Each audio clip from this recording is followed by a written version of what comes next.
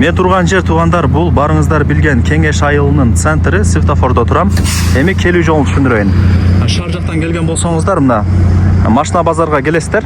Западныйдан өтүп машина базарын ол жерчи.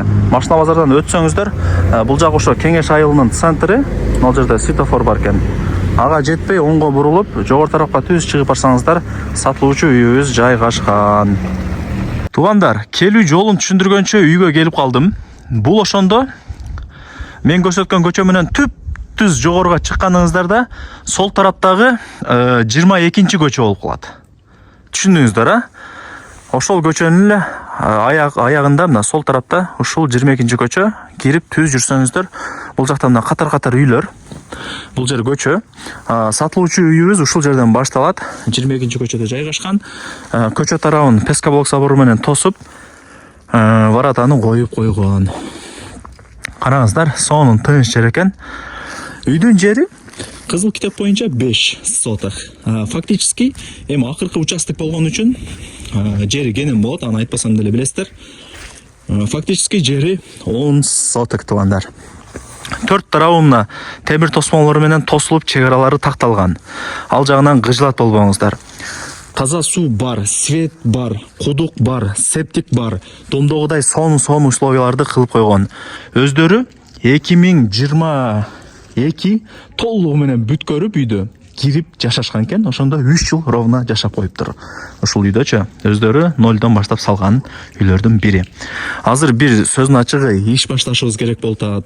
Ошо ишке акча керек болуп атат. Ошол себептен үйдү сатып, квартира алып, калган акчасына ошо ишти баштайбыз деп болгон деле ачыгын айтып берди. Мен деле сурадым, эмнеге сатып атасыздар, жакшы эле экен го деп. Десем ушундай деп түшүндүрүп берди. Андыктан квартирага дагы алмашуу жолдору бар. Квартирадан тажаган адамдар деле бар да азырча. 3 комната квартираңыздарды же 2 комната квартираңыздарды берип, үстүнө доплата кылып, келишип, үйдү алып алсаңыздар болот экен, Негизи жакшы. Бардыгы эле жер үй кылып атышат. Андыктан жер үйгө кызыккан адамдар аракет кылсаңыздар болот. Кызыл китеп боюнча жери 5, фактически акыркы участок болгон үчүн 10 соток туугандар. Түшүндүңүздөр, кызыл китеби бар, тех паспорту бар, бардыгы законный дейт. Сразу госрегистрден жакшылап өткөрүп беребиз. Ал жагынан кыжылат болбосун деп эйси мага маалымат берди. Мына көчөттөрдү эгип койгон ал жактарга. Темир тосмо менен тосулган. Бардыгы жакшы, бош орундуктары көп. Кийин өзүңүздөр да келип таанышып кетесиздер. Ал жакта ажатканасы дегендей. Жүрүңүздөр эми. Ал жакка өтөйлү дагы бир сыра көрүп, таанышып. Бул жак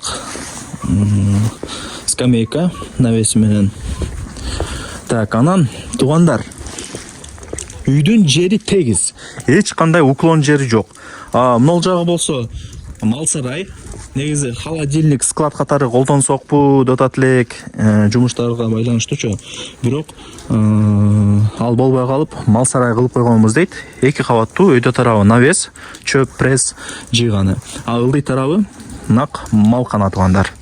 Азыркы учурда ушундай бир кой, кочкор багышат экен. Сиздер деле кийин алып мал чарбачылык бизнесин кылсаңыздар болот. Бука баксаңыздар болот.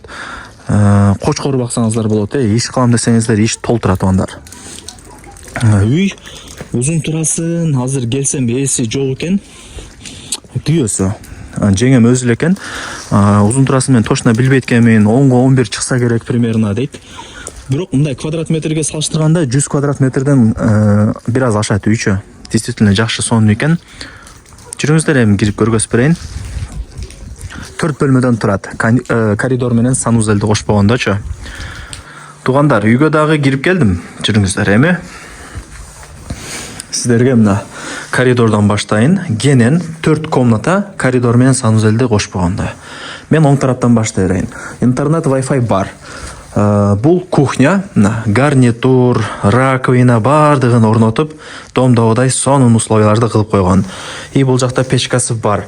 Ушул жактан эле от жагып 4 комнатаны жылытабыз дейт. Азыр мен кирсем өтө ысык экен үйчү. Өтө ысык экен. Эшик суук да азыр. Бул жакта мына духовкасы бар, Сонун кыскасы, ремонттору жакшы, мындай. Өздөрү нолдон баштап салган үйлөрдүн бири 3 жыл жашаптыр. Так, бул ошондо 3-комнатасы болуп атат. Менимче түшүнүктүү эле. кыска көргөзүп атам. Раковина күзгү, чоң ванна, стиралка азыр иштеп атат экен эле. И Аристон бар. Так. Ушундай чоң үйлөрдүн бири. Бирок точно 100 квадрат метрден чоң чыгат. 100 квадрат метр үйлөр тартып эле жүргөм. Алар кыйла эле билинбеген менен кичинекей болуп калат. Так, мына да бир комната бул гостиный сыяктуу экен. Туугандар, колдон келишинче мына чоң үй жөнүндө информация бердим. Көрдүңүздөр, кенен жакшы болуп турат. Эми арт тарабына өтүп, сарайына жерлерин бир көргөзүп коеюн, анан сиздерге баасын айтам.